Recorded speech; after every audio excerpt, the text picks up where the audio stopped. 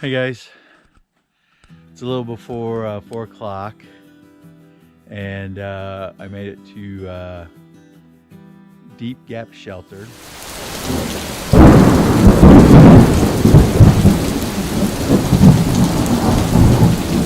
And that was my number one priority. Number two priority, if I felt really good, I was going to go all the way into Dick Creek's Gap. It's where Top of Georgia Hostel is, and it's a real common stopping point. Honestly, I don't know what I'm going to do. I've got to rest up. I've got to rehydrate, eat. The last couple of days have been really tough on me, and I'm not taking good care of myself, and I got way behind the curve, and I'm paying for it. So the idea is I am going to set up my tent and get in there. About 4 o'clock, I'm going to eat as much as I can eat, and basically just try to lay there until about 8 o'clock tomorrow morning. And then I'm going to get into Dick's Creek and kind of evaluate, do I want to push on a little bit more? Because you can resupply there a little bit. I don't know if I want to resupply for 4 days though. Or go into town if I'm still not ready to go. But I will tell you while I'm here, or show you, this is Deep Gap Shelter, and as far as shelters go, this is one of the nicest ones I've seen so far. They all kind of look like this. They have a picnic table, some kind of covered area, but this one, nice, has some shelving and benches on the side where you can sit and you can work on your gear, cook.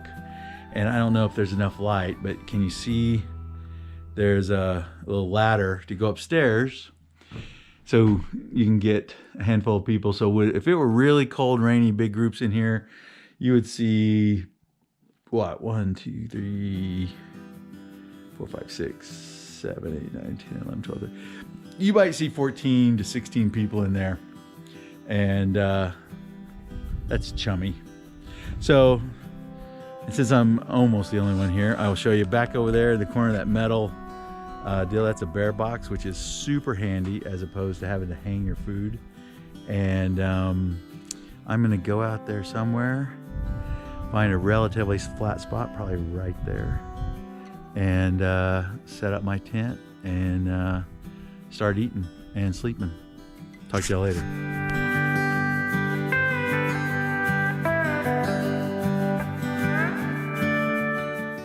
Okay, so here's the scenario.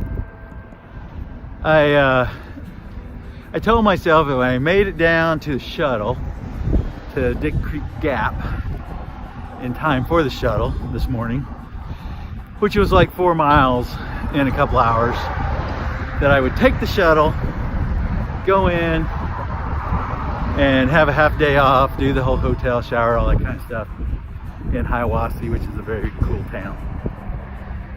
So the driver gets there, I made it in time, and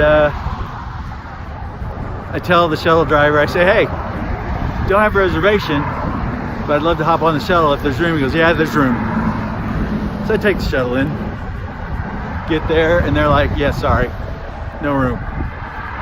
So I am officially homeless, which I'm kind of homeless every day. But I'm actually in a town now, so it feels different. So I'm walking down Main Street of Hiawassee because on the other end of town is like a Holiday Inn, and in between there is supposed to be some little cheap motel that doesn't ever answer their phone, so people say don't stay there because it's kind of sketchy. So that'll be a game time decision. Anyway, it's just weird, isn't it? It's just not really the way I planned it. So it's a nice sunny day, but it is pretty cold out here.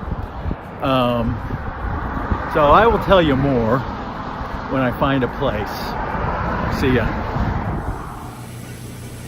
So, what's it like trying to be a thru hiker?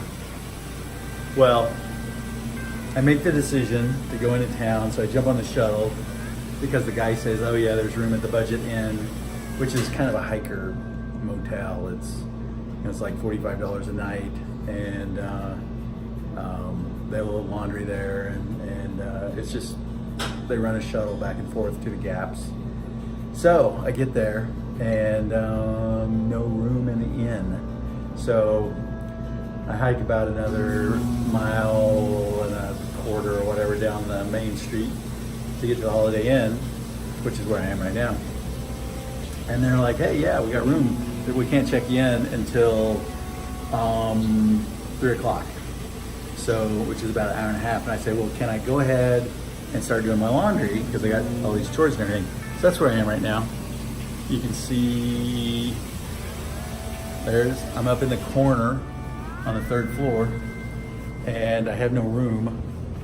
But yeah, see, right there in the inn. So right here by the Coke machine, and out in the middle, you can see I'm wearing my rain suit. That's what you wear when you're doing laundry, because all of your clothes, you know, need to be washed. And these are the only clothes that you have that don't need to be washed. So, as I said, I don't have a room, and I was wearing my hiking clothes, and now I'm wearing my rain suit.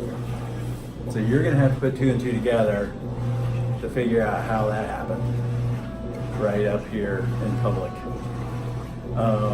So anyway, there you go. That's the life of thru hiker. And here in about an hour and 15 minutes, I'm gonna actually get a room where I can like take a shower. See you later.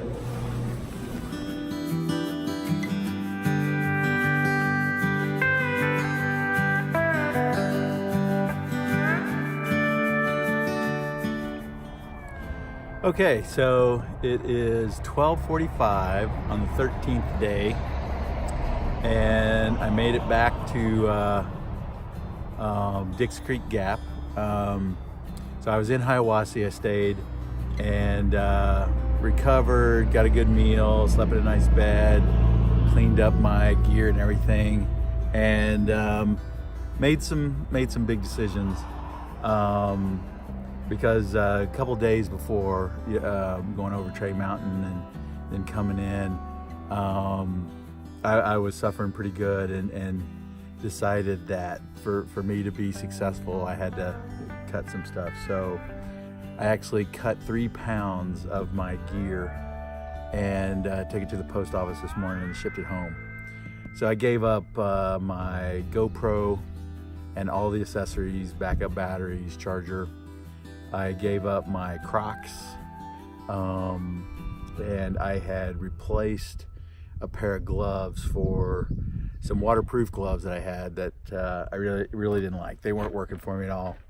And took it to the post office and got it on the scales. It was 3 pounds on the dot, and that's to ensure, or help rather, the next couple of phases. Basically, yeah, I've been through 70 miles, and there's about another 140 miles ahead of me, which is kind of that first initial gauntlet. It's about 70 miles leading up to the beginning of the Smoky Mountains, and then the big final test, the 70 miles or so to get through the Smokies. And that's where people, you know, it's kind of a come to Jesus time. So I did that, and I went to resupply, and here's a little pro tip for you. If you shop at a grocery store wearing your backpack, people will come up to you and say, hey, where are you going? You know, are you going to Dix Creek? And I'm like, yeah. It's like, I'll take you there for $10. And it's like, deal, done. And that's how I got here. So I've got a fairly short day. It is absolutely perfect weather. This is the weather I've been hoping for. Keep your fingers crossed that we can have this for like another 5 days to get me into Franklin. And I'm just gonna take my time and listen to some cool music and climb out of here. As you know, this is a gap, so I gotta climb out, and I've got about, I don't know, like 800 feet. So it's a pretty good climb. It's about 1.5 mile climb, and then kind of 1.5 miles down on the other side, and a little bit extra, and I'll be where I'm going. So the hope is I can get in there, set up, relax, take my time. So Hope you guys are doing great. Miss everybody a lot. See you later.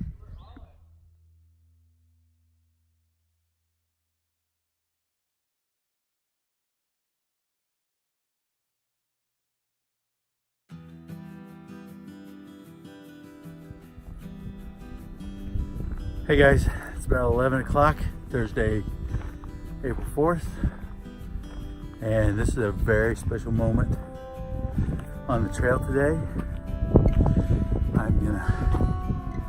I'm gonna flip the camera around here and show you what I'm talking about. No, I'm not. All right. Okay, here we go. You see this tree right here? You see that sign?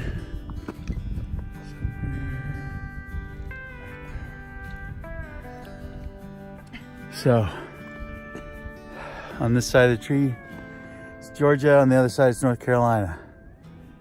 And you gotta feel good when you earn something that was that hard. So, there will be no midnight trains back, and Georgia will not be on my mind. So, here we go. Crossing over.